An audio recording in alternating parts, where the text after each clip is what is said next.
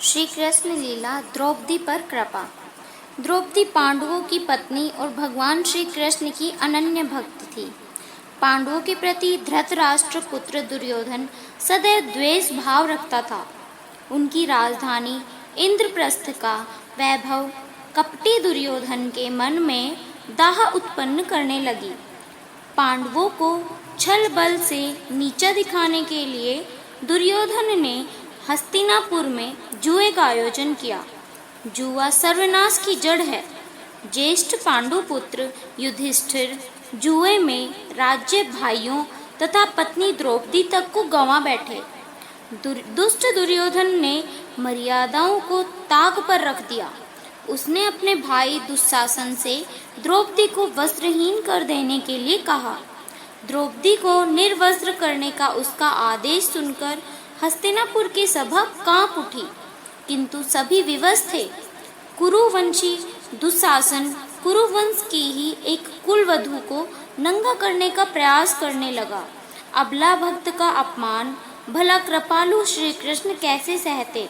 वस्त्रावतार हुआ उनका, द्रौपदी की लाज बच गई। फिर भी जुए की शर्त के अनुरूप पतियों के साथ द्रौपदी को भी 12 वर्ष वनवास और 1 वर्ष अज्ञातवास का कष्ट भोगना पड़ा।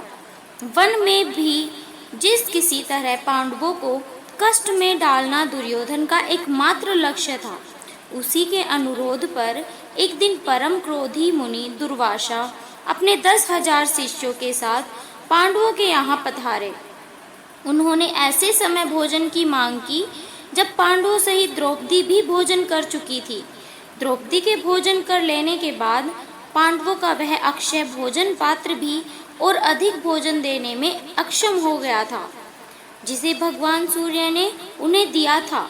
आखिर द्रौपदी की आर्त पुकार सुन भगवान श्री कृष्ण आए और उस भोजन पात्र में चिपका हुआ साग का एक पत्ता उन्होंने खा लिया।